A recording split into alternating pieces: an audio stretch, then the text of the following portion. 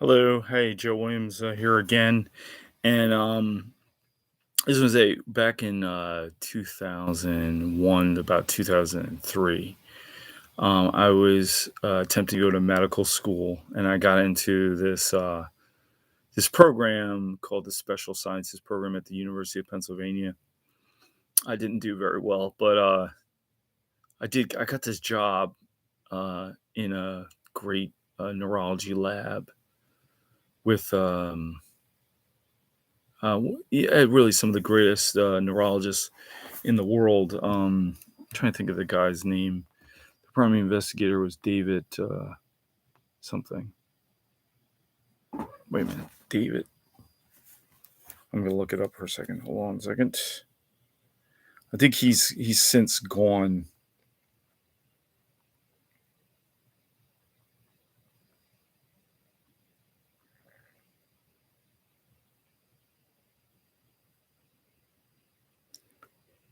Um, Let me see. His name was David Pleasure, right?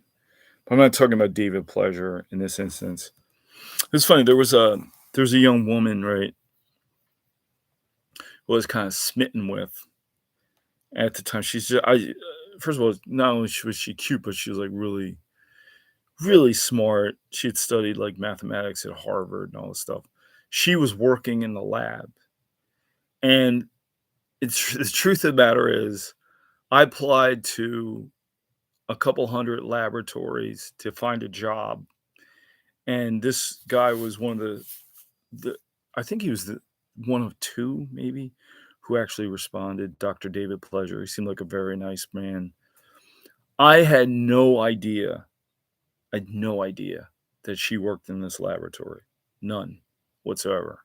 I was just blindly applying to every lab I could find, and he simply responded. So when I actually showed up, I think she thought I was like following her, which is pretty funny. But how do you explain like, no, I'm not following you? Well, anyway, everything was going pretty good.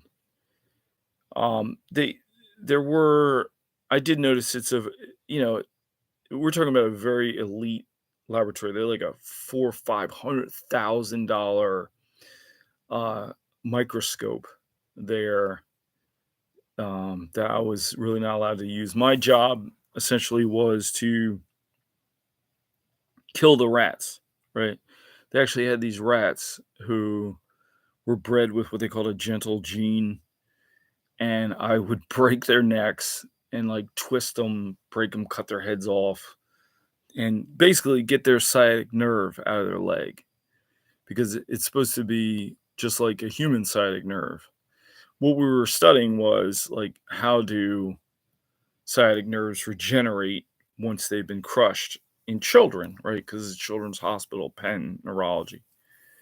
So there was a guy who was sort of I didn't really interact with David Pleasure much at all, but there was a guy named Peter who was my actual sort of supervisor, and I wasn't doing a great job in terms of because I was supposed to cut the sciatic nerve out and put him on the petri dish, and I wasn't doing it right or something. And I also had another job where I was working in an AIDS lab where you had to separate the AIDS virus, and you needed like 99% precision or something like that. And yeah, I wasn't too great in either one of them. So he started to just give me busy work. Like he would say, "Oh, why don't you go look up some articles and bring them back?" So I was like, "Okay, so this is obviously not working out so great." And then, because I really didn't have much of a scientific background anyway, um, but one day, like this guy and we were walking to like they have the place where they keep the animals, right? So I had two things in animals, crates or whatever of animals, and he had some crates of animals.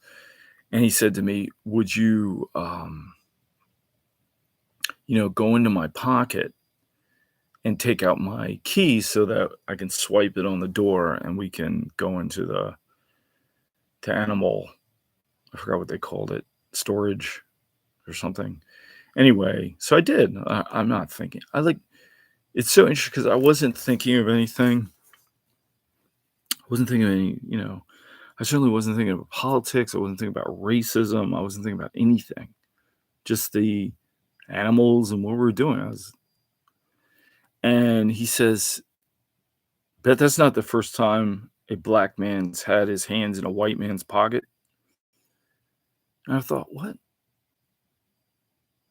It's just apropos of nothing, right? He just said makes that comment. And it was startling and like absolutely appalling. But when I looked at it, it was like they've made sort of comments like that there already. Like I remember he asked me, he said, "Oh, this guy was from England." So he said, "Oh, is it a black thing that like they have these funeral processions and then the traffic stops and you," I said, "No, that's everybody. That's an American thing, apparently. I guess they don't do that in England." And then I remember this one young woman was making some kind of derogatory comment about I don't know if they were Jamaican people working at the parking as parking attendants or something. She was kind of talking about his voice, their accents or something like that. And I was like, okay, so that's what's going on here. And I responded to him. I said, well, uh,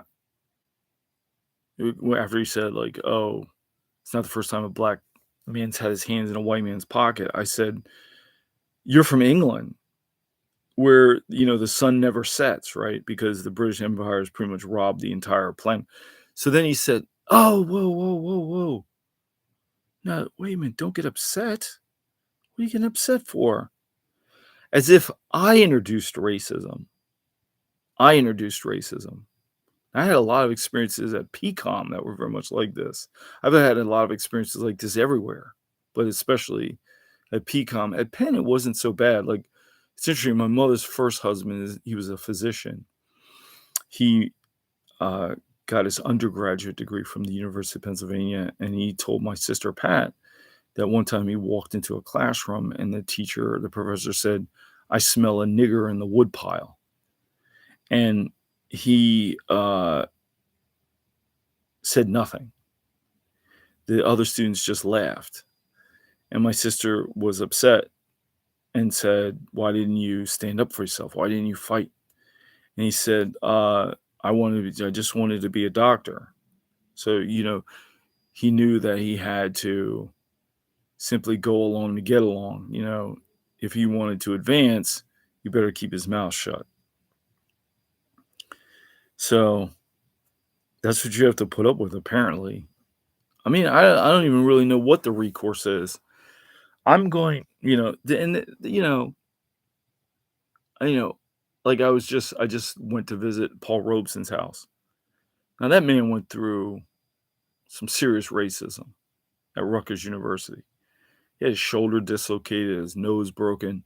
Some guy making a nasty comment, ignorant comment. You know, I should have just pushed through, but it really bothered me. Why does anybody have to tolerate anything like that ever? And that makes me not want to be in that environment.